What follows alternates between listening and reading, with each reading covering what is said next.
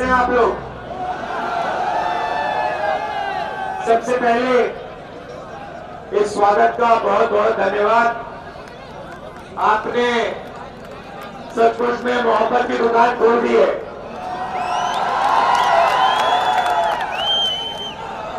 पिछले साल हमने भारत जोड़ो यात्रा की, कन्याकुमारी से शांत हो जाए, मेरे लिए आसान हो जाएगा, जरा शांत हो जाए, माइक इतना अच्छा नहीं है।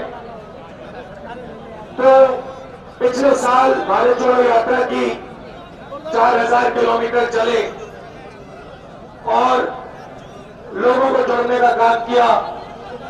नफरत का माहौल बीजेपी ने बना रखा है तो उसके खिलाफ लड़े और बहुत कुछ सीखने को मिला। काफी लोगों ने कहा कि देखिए आपने कन्याकुमारी से कश्मीर तक तो यात्रा कर दी, मगर मणिपुर से महाराष्ट्र भी जाना चाहिए। और हमने सोचा ठीक है, दूसरी यात्रा करते हैं मणिपुर से महाराष्ट्र और मध्य प्रदेश से तो निकलना ही पड़ता है। आप देश के सेंटर में हो तो इसलिए मैं आज आपके सामने यहाँ भारत जोड़ो यात्रा में खड़ा हूं। इसमें हमने न्याय शब्द जोड़ दिया। भैया अगर आप शांत होंगे तो मैं बोल पाऊंगा, अगर शांत नहीं होंगे तो मैं बोल नहीं पाऊंगा। तो इसमें हमने न्याय शब्द जोड़ दिया। न्याय क्यों? क्योंकि 2-3 अलग तरीके के अन्याय हिंदुस्तान पर हो रहे हैं। सबसे पहले आर्थिक अन्याय। आपका नाम क्या है? राजेश बराबर जी, ओबीसी सेल। आप जानते हो हिंदुस्तान में पिछड़े लोग कितने? मैं बताता हूं आपको, 50% पिछड़े वर्ग के लोग हैं, ठीक है? 8% आदिवासी है, 15% दलित है। कितना हुआ? 50 और 15, 15 और 8,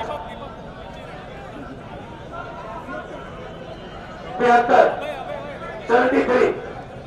73 हुआ। अब मैं आपसे पूछना चाहता हूं, 73% लोगों में से हिंदुस्तान की बड़ी कंपनियों के मालिक कितने? एक भी नहीं है, एक भी नहीं है। 2% छोड़ो, एक भी नहीं है। मीडिया में कितने 73% के मालिक? एक भी नहीं है। हिंदुस्तान के सबसे बड़े ब्यूरोक्रेट की लिस्ट निकालो, उसमें कितने? एक भी नहीं है। प्राइवेट कॉलेजेस के मालिक की लिस्ट निकालो, एक भी नहीं है। यूनिवर्सिटी की लिस्ट निकालो, एक भी नहीं है। प्राइवेट अस्पतालों की लिस्ट निकालो, एक भी नहीं है। आप हो कहां? 73% है कहां? मैं बताता हूं, मजदूरों की लिस्ट निकालो, उसमें 73% मिलेगा। मनरेगा की लिस्ट निकालो, उसमें 73% मिलेगा। गरीबों की लिस्ट निकालो, उसमें 73% मिलेगा। मगर अगर आप हिंदुस्तान के सबसे अमीर लोगों की लिस्ट निकालोगे, उसमें आपको एक पिछड़ा नहीं मिलेगा, एक दलित नहीं मिलेगा, एक आदिवासी नहीं मिलेगा। इसलिए हमने सामाजिक न्याय की बात उठाई है। हम चाहते हैं कि सबसे पहले हिंदुस्तान के हर नागरिक को पता लग जाए पिछड़े वर्ग के कितने लोग हैं और उनके हाथ में कितना धन है। दलित कितने हैं, उनके हाथ में कितना धन है। आदिवासी कितने हैं, उनके हाथ में कितना धन है। सबसे पहले हिंदुस्तान का एक्सरे कराना है। एक्सरे कब होता है? जब हाथ टूटता है एक्सरे होता है।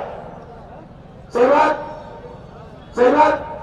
वैसे ही जाति जनगणना हिंदुस्तान का एक्सरे है। बात समझे? सबको पता लग जाएगा कि हिंदुस्तान का धन, हिंदुस्तान की संस्थाएं, हिंदुस्तान के इंस्टीट्यूशंस के तुम्हें किसके लोगों के हाथ में है और हिंदुस्तान के 73% के पास क्या है। नरेंद्र मोदी जी भाषण में कहते हैं भारत माता की जय, कहते हैं ना। ये भारत माता है कौन? ये भारत माता आप सब लोग हो। भारत माता की जय हो रही है, मगर इसमें 73% का कुछ नहीं है।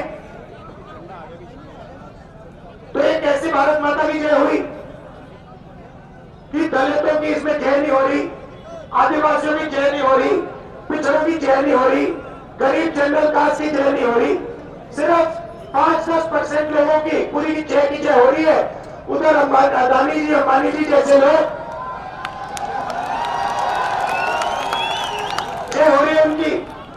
हिंदुस्तान के सारे एयरपोर्ट उनके हाथ में, तेल का बिजनेस उनके हाथ में, पोर्ट्स उनके हाथ में, बिजली उनके हाथ में, पानी उनके हाथ में। 5-10% लोग हैं, उनकी जय जय जय जय जय 24 घंटा हो रही है। और 73% देखता ही जा रहा है। आपने राम मंदिर का फंक्शन देखा ना? मुझे बताओ, हमारे देश की आदिवासी राष्ट्रपति है, उनका चेहरा आपको राम मंदिर के अंदर दिखा?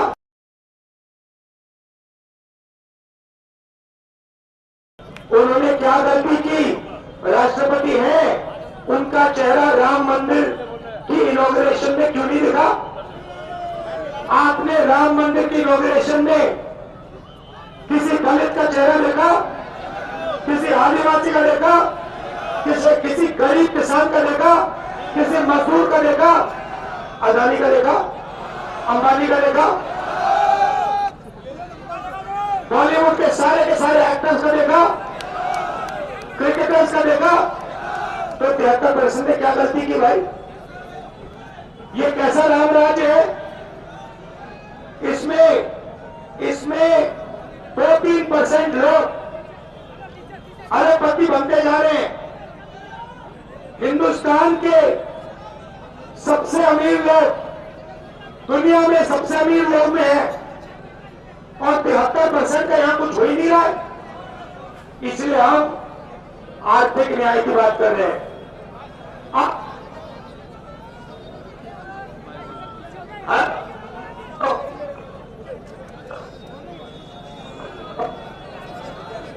हेलो, आप देखो, मैं अब आपका सुनिए, हेलो, अब मैं आपका टेस्ट लेना चाहता हूं। टेस्ट लेने को तैयार हो आप लोग? चलो बताओ, नरेंद्र मोदी जी ने हिंदुस्तान के 100 सबसे बड़ा अरबपतियों का, भैया ब्रेक लगा दोगे, हिंदुस्तान के सबसे बड़े अरबपतियों का कितना कर्जा माफ किया है? नंबर बताओ। फेल हो गए सबके सब। मैं बताता हूं, सुनो, 16 लाख करोड़ रुपया, मतलब मनरेगा का 24 साल का पैसा नरेंद्र मोदी जी ने 100 लोगों का कर्जा माफ करके दिया है। दूसरा सवाल, नरेंद्र मोदी ने हिंदुस्तान के किसानों का कितना कर्जा माफ किया है? ये टेस्ट आप पास कर दे। दूसरा वाला, पहला टेस्ट फेल हो गया, दूसरा टेस्ट पास हो गया, 50% मार्क मिले आपको। 100 लोगों को 16 लाख करोड़ रुपए माफ किए, और लाखों करोड़ों लोगों का 1 रुपया माफ नहीं किया। अच्छा मुझे बताओ, यहां पे इस भीड़ में अग्निवीर योजना किसको अच्छी है?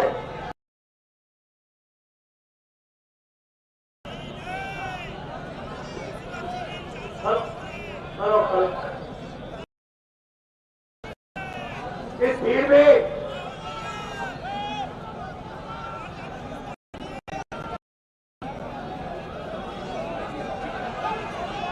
भीड़ में अग्निवीर योजना किसको अच्छी लगती है? कोई एक यहाँ पे युवा है जिसको अग्निवीर योजना अच्छी लगती है?